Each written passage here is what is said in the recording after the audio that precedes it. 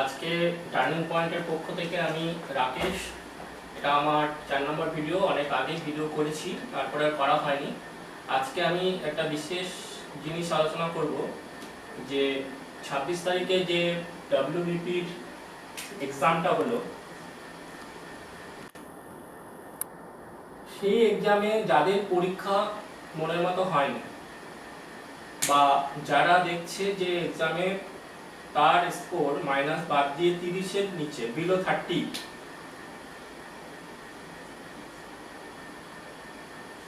Below 30 বা তারও কম, below 20 বা বিলো 25, তাহলে বিভিন্ন চ্যানেলে দেখা যাচ্ছে যে কাট অফ 30, 25, 22 বিভিন্ন রকম বলছে।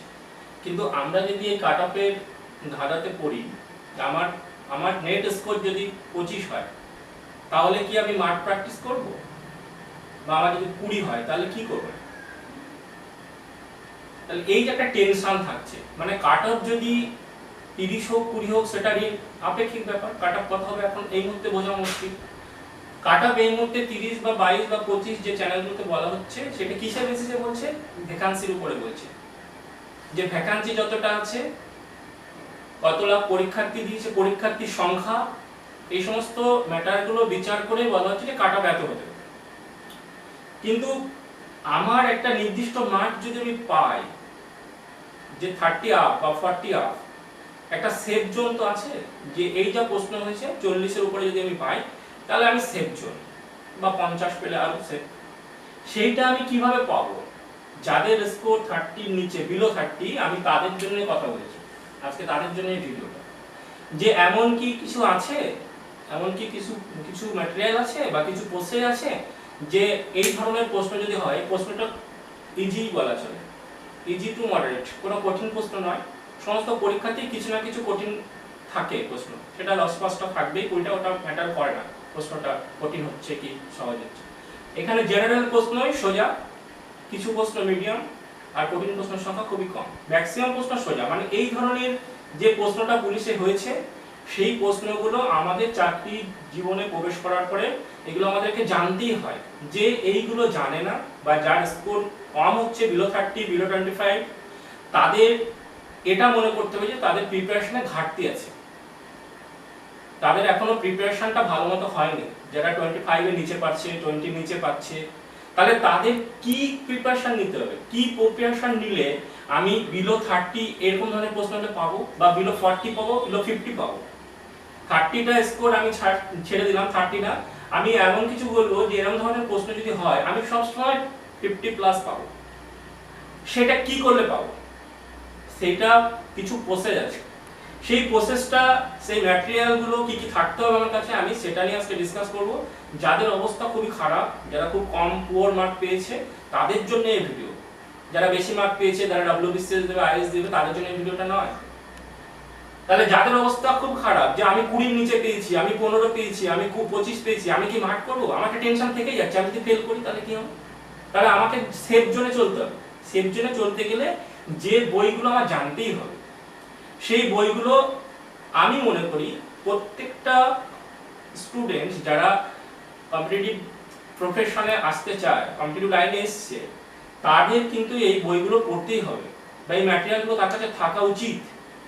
কারণ আমি 100টা প্রশ্ন বা 500টা প্রশ্ন কোনো চ্যানেল আমাকে দেখে দিল, এই 5000টাই কমন, এই 200টা পড়লে এক লাস্ট মিনিট সাজেশন, এগুলো পুরোটাই মানে ঢপবাজি, ঢপের চপ। এগুলো ওরকম ভাবে পড়ে পরীক্ষার হলে যাওয়া যায় না, চাপ হয়ে যাবে। আমার ওখান থেকে নাই করতে পারি 100টা থেকে, তাহলে কি করবো? তাহলে কি আমি ফেল করবো? না। তাহলে কি করব? আমাকে কিছু জিনিস রেডি করে যেতে হবে, কমপ্লিটের মতো রেডি করে যেতে হবে। সেইগুলো রেডি করে যদি আমি পরীক্ষা হলে যাই, আমি অবভিয়াসলি 30 কেন, আমি 50 প্লাস পাবো। যদি এরকম ধরনের প্রশ্ন হয়, 50 পাওয়া কোনো ব্যাপারই না। তাহলে আমাকে কি কি থাকতে হবে, বা আমার কাছে কি কি রাখতে হবে, কোন কোন বইগুলো পড়তে হবে, ম্যাগাজিনগুলো পড়তে হবে, আমি সেইগুলো নিয়ে আজকে আলোচনা করব। তাহলে আমি চলে আসি এরপরে ফার্স্টে আমি টেক্সট বই নিয়ে বলছি। টেক্সট বই, এটা মাধ্যমিক পরীক্ষায় আমরা সবাই টেক্সট বইগুলো পড়েছি। যে বইগুলো পড়েছি সেই বইগুলোই আমি কোন কোন লেখকের আমার কাছে থাকলে ভালো হয়, যেগুলো বেটার হয়, সেগুলো আমি বলবো। প্রথমে আমি সায়েন্সে চলে আসি, জীবন বিজ্ঞানে চলে আসি।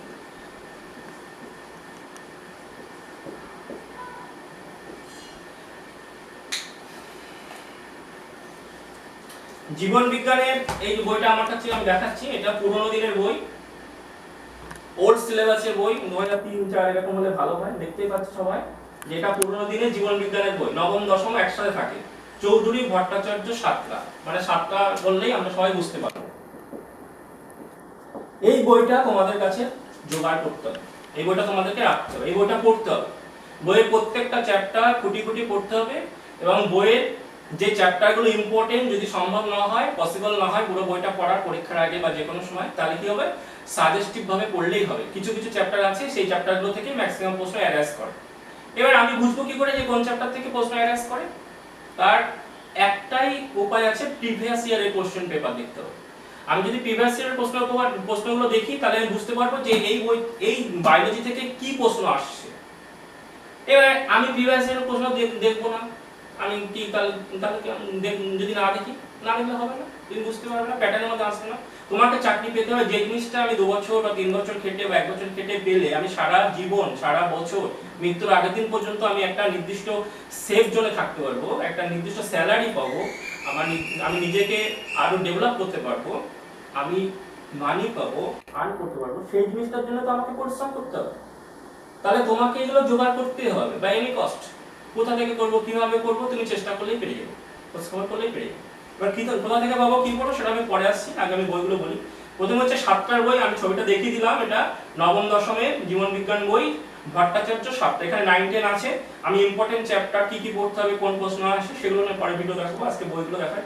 তাহলে এই বইটা আমাকে পড়তে হবে বাই এনি কস্ট, এটা আমাকে জোগাড় করতে হবে, ঠিক আছে। যদি এখানে যদি লোকালিটিতে পাশাপাশি না থেকে কলেজ স্ট্রিটে চলে যাও, বা পুরনো যে রেল স্টেশন আছে সেখানে, নর্থ 24 পরগনার বিভিন্ন রকম বনগা লোকালের যে সমস্ত স্টেশনগুলো আছে, সেখানে অনেক প্ল্যাটফর্মে এই বইগুলো মোটামুটি পাওয়া যায়। একটু বেশি দাম নেবে, 150-200 টাকা নিতে পারে, কিন্তু এই বইগুলো অ্যাভেলেবেল পাওয়া যায়।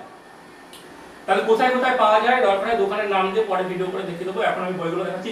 তাহলে বিজ্ঞান গেল, এবার হচ্ছে ভৌত বিজ্ঞান।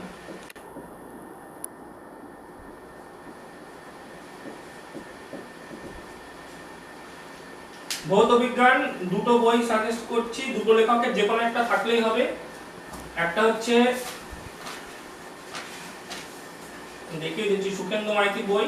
এই প্রথম পৃষ্ঠাটা আমার কাছে নেই, দেখাতে পাচ্ছি না, আমার বইটা ছিঁড়ে গেছিল, আমি এটা বাঁধিয়ে নিয়েছি। এখানে এটা আছে সুখেন্দু মাইতি, ভৌত বিজ্ঞান, মাধ্যমিক ভৌত বিজ্ঞান 9-10। তাহলে এটা হচ্ছে মাইতির বই বললে সবাই বুঝতে পারে, সুখেন্দু মাইতি।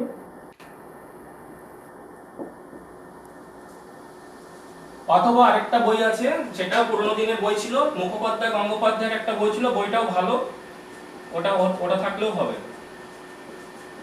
মুখোপাধ্যায় গঙ্গোপাধ্যায় লেখক, এই লেখকের একটা বই আছে পুরোনো দিনের, এটা পেলেও হবে বা এটা পেলেও হবে। তাহলে এই বইটা আমাকে কালেক্ট করতে হবে ভৌত বিজ্ঞানের জন্য। মাধ্যমিকের পুরোনো দিনের বই 9-10 একসাথে থাকবে, হয় এই বইটা এই লেখকের বই অথবা এই লেখকের বই, ম্যাক্সিমাম এই লেখকই সবাই পড়াশোনা করে, এটাও ভালো বই। আমি কিন্তু টেক্সট বইয়ের কথা বলছি, টেক্সট বই। আমাকে এগুলো হচ্ছে মাদার বুক, এই বইগুলো আমার থাকতেই হবে, আর না হলে ওই পরীক্ষার হলে গিয়ে দেখা যাবে যে 100-র মধ্যে 20 হচ্ছে না, 25 হচ্ছে না, বিলো 20, বারবার পরীক্ষা দিচ্ছি, ফেল ফেল ফেল ফেল। কেন ফেল? ওই যে আমি পড়ে গেছিলাম 5000 এমসিকিউ পড়ে গেছিলাম, ওই যে আমি ইউটিউব চ্যানেলে বলেছিল কোনো জায়গায় 2000 এমসিকিউ পড়ে যাবে থেকে হবে, তারপরে দেখা যাচ্ছে পরীক্ষা হওয়ার পরে আবার ওরা ভিডিও করছে যে আমার এখান থেকে বেশি আসেনি স্যার।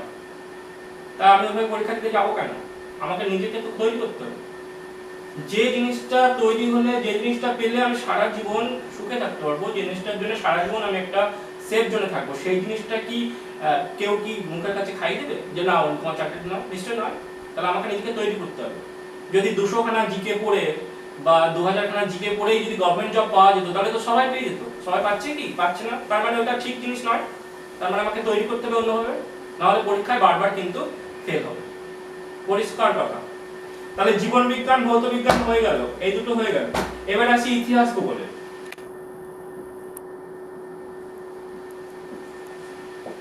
ইতিহাসের অনলি ওয়ান বই, একটাই বই দেখাচ্ছি আমি, বইটা জীবন মুখোপাধ্যায়ের বই, ওইটা পড়লেই হবে, ওইটা সবাই পড়ে, ওই একটা বই পড়লেই হয়ে যাবে। আচ্ছা, যে বইগুলো হয়ে যাচ্ছে সেগুলো আমি দিচ্ছি না, এটা পরে দেখাচ্ছি। ইতিহাসের বই হচ্ছে জীবন মুখোপাধ্যায়।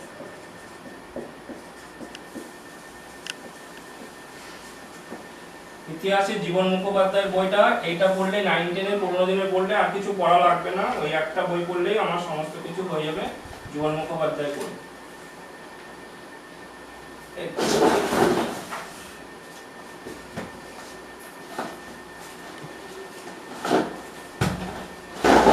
এই যে জীবন মুখোপাধ্যায় বই, এই খুব মোটাটা আমার কাছে নেই, আমি একজনকে দিয়ে দিয়েছিলাম, আমি চাকরি পাওয়ার পরে আমি এখন ছোট একটা কালেক্ট করেছি, এটাও জীবন মুখোপাধ্যায় বই। এটা আরো ওল্ড ভার্সনটা তোমরা জোগাড় করবে, একটু মোটা পুরোনো দিনের বই। এই জীবন মুখোপাধ্যায় পড়লে আর কোনো টেক্সট বই পড়া লাগে না, এখান থেকে ম্যাক্সিমাম প্রশ্ন চলে আসবে। এবার যদি 10টার মধ্যে একটা প্রশ্ন আমি নাই পারি বা নাই থাকি, সেটা আমার দরকার নেই, আমাকে তো 100 পাওয়ার দরকার নেই চাকরিতে গেলে, 100 দরকার নেই, কাট অফ হয় 30 35 হয়ে যাবে, এখানে 30 35 কাট অফ এসে যাবে এই পুলিশে, তাহলে আমার কেউ মাথা দিবি দেয়নি যে আমার 100 পেতে হবে, এই বইটাই না। তাহলে এটা গেল জীবন মুখোপাধ্যায়। এবার আসছি ভূগোল।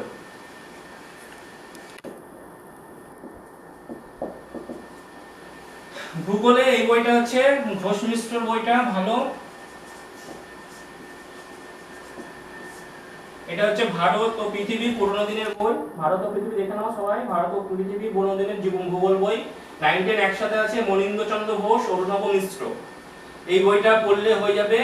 এবার ভূগোলের একটু প্রবলেম আছে, ভূগোলের প্রবলেম হচ্ছে ডাটার প্রবলেম। এখানে তো পুরনো দিনের বই, তাহলে রিসেন্ট ডাটাগুলো চেঞ্জ হয়েছে, এখানে সেন্সাসের ডাটা চেঞ্জ হবে, বিভিন্ন রকমের ফরেস্টের ডাটা চেঞ্জ হবে, আগে যেটা জলসেচ ব্যবস্থা যেটা ছিল এখন সেটা নাও থাকতে পারে, মানে ডাটা চেঞ্জ হতে পারে। সেই জন্য ভূগোলের অল্টারনেটিভ আরেকটা বই আমাকে পড়তে হবে, ভূগোলের ডাটা, বা আমার নেট থেকে গুগল থেকে দেখে নিতে হবে যে ডাটাটা ঠিক আছে কিনা। সেই জন্য ভূগোলের এইটা বাদেও আমি আরেকটা বই সাজেস্ট করছি, সেটা হচ্ছে কার্তিক চন্দ্র মণ্ডল। এই বইটা যদি তোমাদের সম্ভব হয় কিনে নেবে, তাহলে তুমি ওই আপডেটটা পেয়ে যাবে। এটা আমার অনেকদিন আগে কেনা, এটার প্রথম পেজটা নিয়ে আমি বাকি নিচ্ছি, ভারত ও পশ্চিমবঙ্গের ভূগোল, কার্তিক চন্দ্র মণ্ডল। এই বইটা পড়লে, এই দুটো পড়লে আর কোনো কিছু দরকার হবে না। আর যেগুলো এক্সট্রা দরকার হয়, জানা দরকার, এখন তো যন্ত্র আছে, গুগলে মারলে সেগুলো তুমি পেয়ে যাবে। বেশি বই পড়ার দরকার নেই, একটা করে মাদার বুক থাকলেই যথেষ্ট। আমাদের মেইন প্রবলেম পরীক্ষায় ফেল করি কেন, আমরা বাড়িতে টেক্সট বই পড়ি না, আমরা বিভিন্ন রকমের লোকের বক্তব্য শুনে বেড়াই, লাস্টে নিজের কিছু কাজ হয় না। তারপর পরীক্ষার হল থেকে বাড়ি ফিরে দেখি আমরা পরীক্ষায় 100-র মধ্যে 25 20, তারপর টেনশন নিয়ে ঘুরে বেড়াই, আমার হবে তো হবে তো। তাহলে এটা বোঝা গেল কার্তিক চন্দ্র মণ্ডল।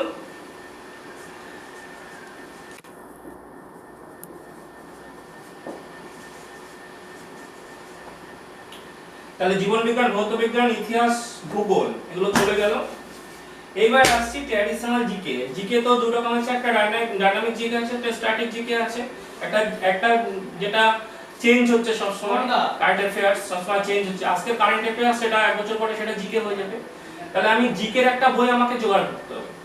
জিকের জন্য যেখানে ট্র্যাডিশনাল জিকে গুলো থাকবে, যে জিকে গুলো পাল্টায় না সহজে, ট্র্যাডিশনাল, সেই জিকের একটা বই আমি সাজেস্ট করছি।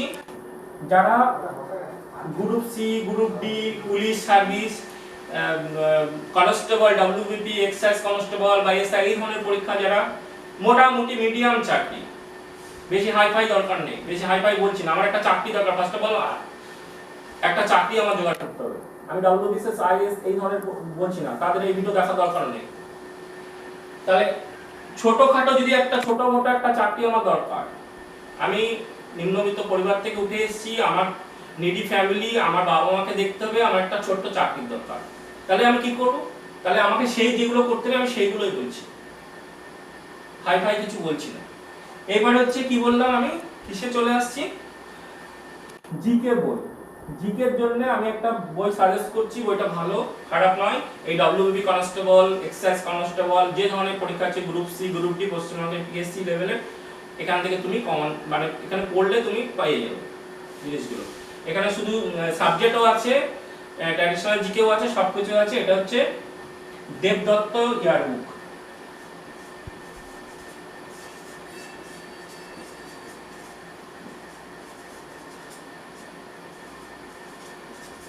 ইয়ারবুক মানে তোমাকে প্রত্যেক বছর বছর কিনতে হবে না, একবার কিনলেই হবে, প্রতি বছর কেনার দরকার নেই, একবার কিনলেই হবে, শুধু পার্টটা একটু পাল্টে যাবে, সেটা দেখে তো আমি নেবই প্রতি বছর, এইটা কিনলে হয়ে যাবে। এইটা আমি বইটা দেখাচ্ছি, বইটা আমার কাছে আছে, দেবদত্ত ইয়ারবুকটা আছে আমার কাছে।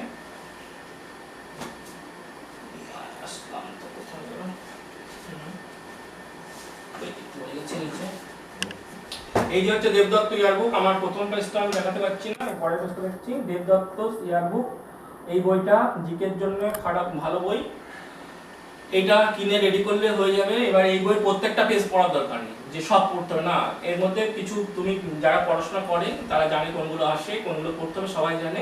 আর যদি পসিবল হয় আমি পরে বলে দেবো এর মধ্যে কোনগুলো বেশি ইম্পর্টেন্ট, আমি ভিডিও করে বলে দেবো। এই বইটা তোমাকে কিনতে হবে। এবার যদি মনে হয় যে আমি আরেকটু বেশি কিছু জানবো, আমি আরো একটু বেশি কিছু জানবো, যে আরো একটু বেশি ইনফরমেশন আমি রাখবো, আরো ভালো করে তৈরি করবো, তাহলে আমি আরো একটা বই বলে দিচ্ছি জিকে। এইটা ছোট মোটো পরীক্ষার জন্য এটাতে কাজ হয়ে যাবে, কিন্তু কারোর ইচ্ছা যে আমি আর একটু বেশি জানবো, আর একটু বেশি ইনফরমেশন রাখবো, আমি সিপাহী বিদ্রোহ সম্পর্কে আর একটু বেশি ইনফরমেশন রাখবো, আমি সিন্ধু সভ্যতা সম্পর্কে আমি বেশি ইনফরমেশন রাখবো, তাহলে আরেকটা বই আমি জিকে সাজেস্ট করছি। সেইটা ভালো বই, আমারও ভালো লেগেছে। এটা মোটামুটি যে জিনিসগুলো আসে সেই জিনিসগুলো একদম মানে মাখন যেটা বলে সেটাকে করে দেওয়া হচ্ছে বইটাতে। খুব সুন্দর বই, সব ডব্লিউবিসিএস অফিসাররা লিখেছে বইটা। এটা দেখাচ্ছি ক্রাক ডব্লিউবিসিএস জেনারেল স্টাডিজ। এটা দেবদত্ত থেকেও বেশি স্ট্যান্ডার্ড আর ভালো। এটা এটা আরো বেশি ইনফরমেশন গ্যাদার করা যাবে এবং ভালো ভালো জিনিস ম্যাটেরিয়াল এটাতে আছে, একদম মাখন আছে, ঠিক আছে। কিন্তু যদি কনস্টেবল অথবা গ্রুপ সি গ্রুপ ডি এই ধরনের ছোট মোটো পরীক্ষা যদি হয় তাহলে দেবদত্ত এনাফ, এটা না হলেও চলবে, ঠিক আছে, এটাতেই কাজ হয়ে যাবে। আর যদি আরো জানার দরকার হয় তাহলে বললাম ক্রাক ডব্লিউবিসিএস। হ্যাঁ, এটাতে অবলিক দিয়ে লিখি।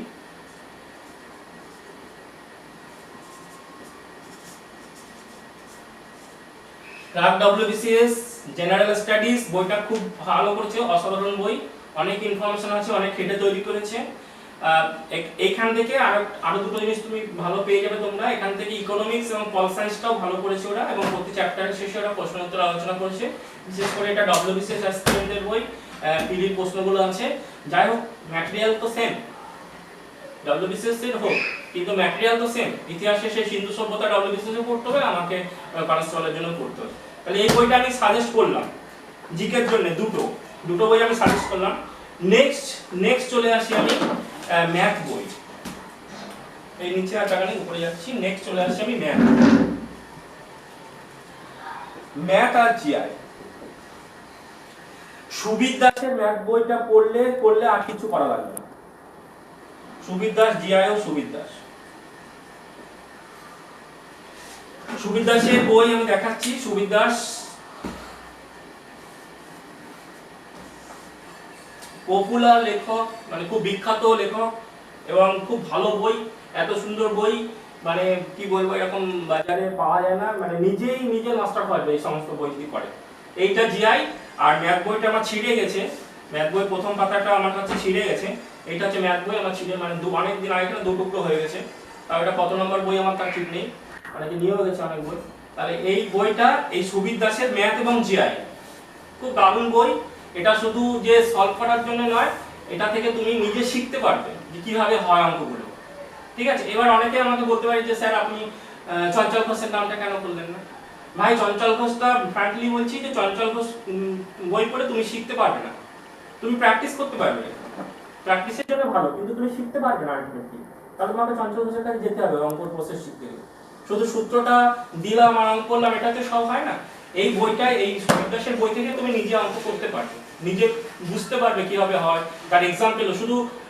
শুধু তুমি এগুলো করবে না, তোমরা শুধু কোশ্চেন অ্যানসার গুলো, মানে যেগুলো প্র্যাকটিস সেট আছে সেগুলো নয়, তোমরা এক্সাম্পল গুলো দেখবে। অনেক সময় এক্সাম্পল থেকে প্রশ্ন আসে। এই কনস্টেবলে একটা প্রশ্ন এসেছিল যে একটা কুকুর এত লাভ দেয়, খরগোশ এত লাভ দেয়, এই বইটাতে আছে।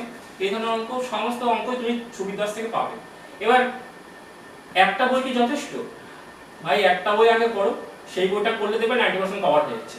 এবার তোমাকে তো 100 পাওয়ার কেউ দিতে যায়নি যে আমাকে অঙ্কে 10টাই পেতে হবে। তোমাকে ভাই 10টার মধ্যে 8টা পেলেও তোমার জব হবে, ঠিক আছে। আমি যে জবটা করি সেখানে আমি 100% পাইনি। আমি পিলিতে সেখানে 100 পেয়ে আমি জব করছি না, গভর্নমেন্ট জব করি, কিন্তু আমারও 100 ছিল না। আমি ওই 67 পেয়েছিলাম পিলিতে, সেই জব করছি। তাও কাট অফ 60-র উপরে ছিল আমার। তাহলে তোমাকে কেউ মাথার দিব্যি দেয়নি যে তুমি 100 পেতে হবে। আমি ছেড়ে দিলাম, আমি দুটো পারবো না, তাতে কি আছে, তারপর জব হবে, কিন্তু একটা ওই ভালো করে শেষ করতে হবে। তাহলে আমার ম্যাথ গেল, জিআই গেল। এইবার আসছে আমি কারেন্ট অ্যাফেয়ার্স।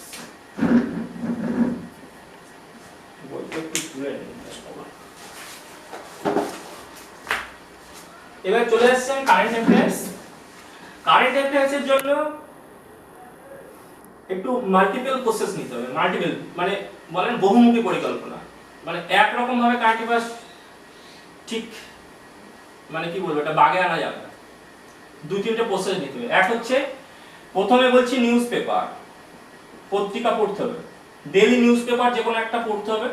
পত্রিকা তুমি এখানে দুটো পেপার, কোনো এমন পত্রিকা আমি পড়বো না যেটা কোনো পলিটিক্যাল পার্টির মুখপাত্র, কোন পলিটিক্যাল লিডার কি করেছে তার মুখপাত্র, এই ধরনের পত্রিকা আমি নিশ্চয়ই পড়বো না।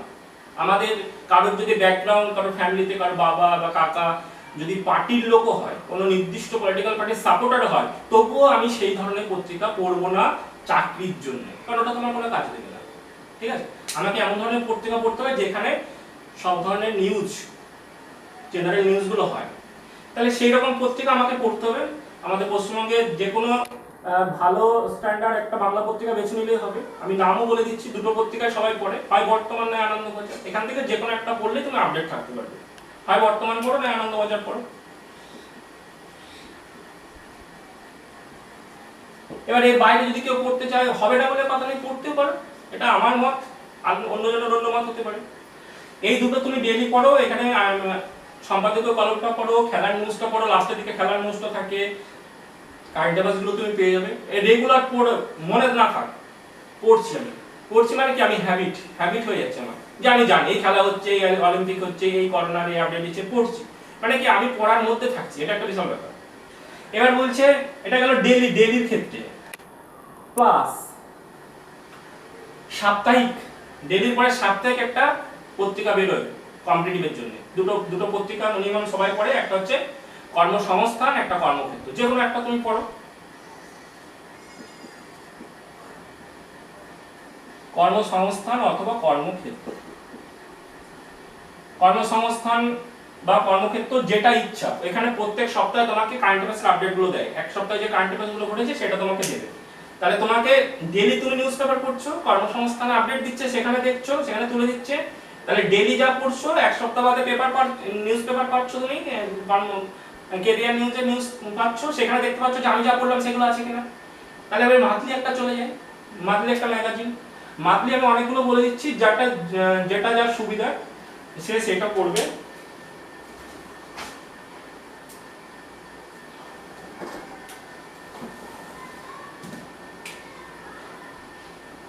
পেশা প্রবেশ,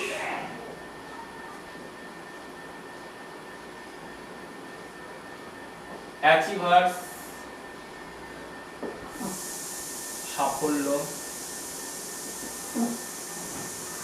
এই তিনটে যে কোনো একটা পড়লেই হবে। আরেকটা আছে, এটা ডেইলি বেসিস বের হয় না, এটা জেনারেলি ডব্লিউবিসিএস অ্যাসপিরেন্টদের জন্য বেরোয়। প্রতিযোগিতা পরিপ্রেক্ষিত, এটা পাওয়াও যায় না ঠিক মতো, আর ডেইলি প্রতি মাসে বেরোয় না, 3-4 মাস অন্তর বেরোয়।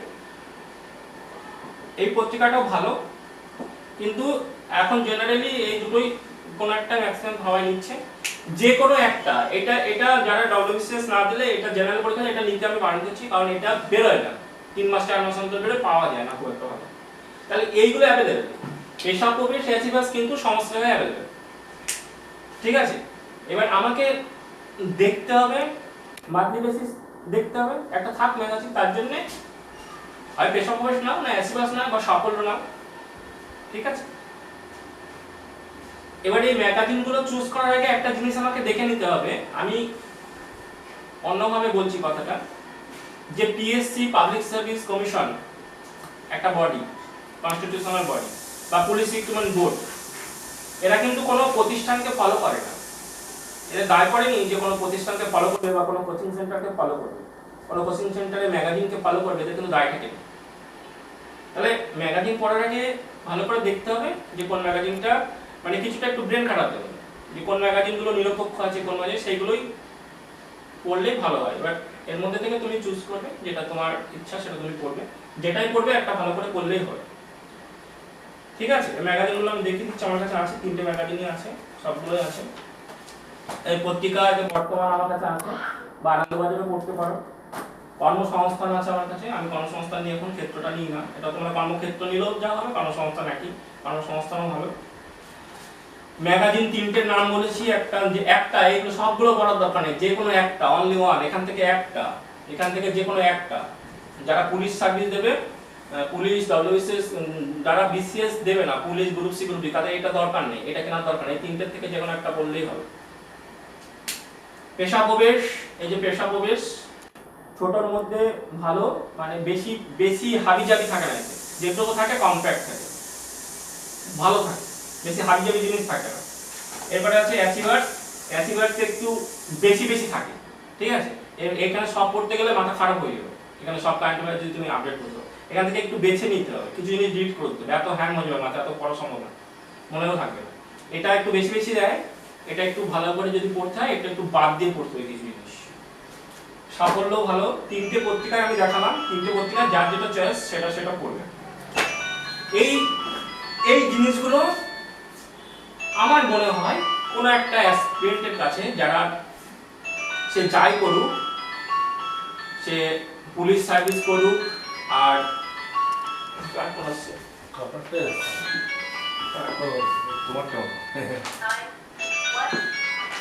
তাহলে এই জিনিসগুলো তার কাছে থাকা উচিত বলে আমি মনে করি এইগুলো তো থাকবে। এবার এখানে কিছু প্রশ্ন আছে, যে আপনি তো বলছেন যে এগুলো থাকবে, এগুলো আমি তো পুলিশের পরীক্ষা দেবো, আমি তো ছোটখাটো পরীক্ষা গ্রুপ, আমি কি এগুলো পড়বো? ভাই তোমার যদি এগুলো না থাকে তাহলে তোমার 20 হবে পরীক্ষায়, তোমার 15 হবে, 10 হবে, তুমি প্রত্যেকবার যাবে, তুমি প্রত্যেকবার ফেল মারবে, তোমার হবে না, ঠিক আছে। তুমি তাহলে লাইন ছাড়ো, আর যদিও হয় তাহলে দেখবে মেনে গিয়ে তোমার ইন্দা ভগবান মামার ভাগে চলে গেছে, তোমার নেই আর।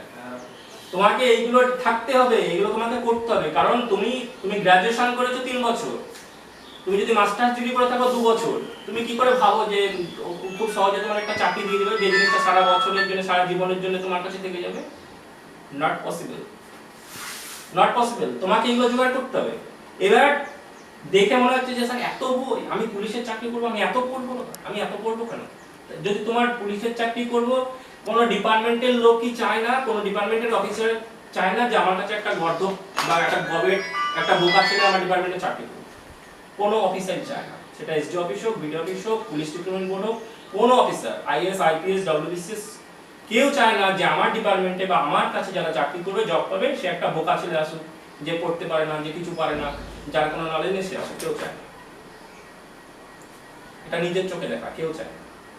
কি বলছি, তাহলে তোমাকে শুধু পরীক্ষায় চাকরি পাওয়ার জন্য না, তোমাকে নিজেকে আপডেট করার জন্য, তোমাকে দেশের খবর জানার জন্য, তোমাকে আইডল হওয়ার জন্য, সবার কাছে তোমাকে এগুলো জানতে হবে। এবার ব্যাপার হচ্ছে যে আমার তো মনে থাকে না, এত পড়ে আমার দ্বারা হয়, তা আমি কি করবো? তাহলে কি আমি ইউটিউবে 200খানা ভিডিও, 200খানা কোশ্চেন করে চলে যাবো? আমি কি এগুলো করে চলে যাবো? তাহলে তোমার অবস্থা ওরকম হবে, তোমার অবস্থা কেরোসিন হবে। তুমি যদি কোনো চ্যানেল দেখো ইউটিউবে যে হ্যাঁ এইগুলো লাস্ট মিনিট সাজেশন, আমি পড়ে চলে গেলাম 500খানা, এর থেকে আসবে, প্রত্যেকে আসবে, কে বলেছে ওর থেকে আসবে? যে ভিডিওটা বানিয়েছে সে কি প্রশ্ন দেখেছে? তাকে কি রিক্রুটমেন্ট বোর্ডের যে অফিসার আছে তাকে কি প্রশ্নটা দেখিয়েছে যে ওর থেকে আসবে? এর মতো বোকা যে আছে সে বোকা আছে, এরকম বোকা হলে চাকরি হবে না, যে কেউ বলে দিচ্ছে এর থেকে আসবে। নট পসিবল, এটা বলা সম্ভব নয় প্রশ্ন না দেখে যেই প্রশ্নটা আসবে। হ্যাঁ, কোনটা বলা সম্ভব? এরিয়াগুলো বলা সম্ভব, যে ভাই সিন্ধু সভ্যতা থেকে একটা প্রশ্ন থাকে, এটা বলা সম্ভব, কিন্তু সিন্ধু সভ্যতা থেকে যে লোথাল বন্দরটাই থাকবে এটা বলা সম্ভব না। ওটা ইম্পর্টেন্ট, খুব ইম্পর্টেন্ট, বারে এসছে, লোথাল বন্দর বারে এসছে, এবারও এসছে। সিন্ধু সভ্যতার ড্রেনেজ সিস্টেম, যেটা হচ্ছে পয় প্রণালী ব্যবস্থা, আর লোথাল বন্দর, এগুলো খুব ইম্পর্টেন্ট। আমি এটা বলতে পারি যে এগুলো বারবার আসে, কিন্তু আমি এটা বলতে পারি না যে এটাই আসবে। এর মতো বোকামো আর হয় না, আর যে এগুলো জেনে পরীক্ষা যাচ্ছে তার মতো বোকা আর পৃথিবীতে নেই। আমাকে এরিয়াগুলো জানতে হবে। সিন্ধু সভ্যতার লোথাল বন্দর ইম্পর্টেন্ট, ড্রেনেজ সিস্টেম ইম্পর্টেন্ট, জাতীয় কংগ্রেসের কোন অধিবেশনে বিচ্ছেদ হয়েছিল, কোথায় পুনঃস্বরাজ হয়েছিল, এইগুলো ইম্পর্টেন্ট। আমি কিভাবে বুঝবো? তার তো একটা প্রসেস আছে, তার প্রসেস হচ্ছে প্রিভিয়াস ইয়ার কোশ্চেন বুক।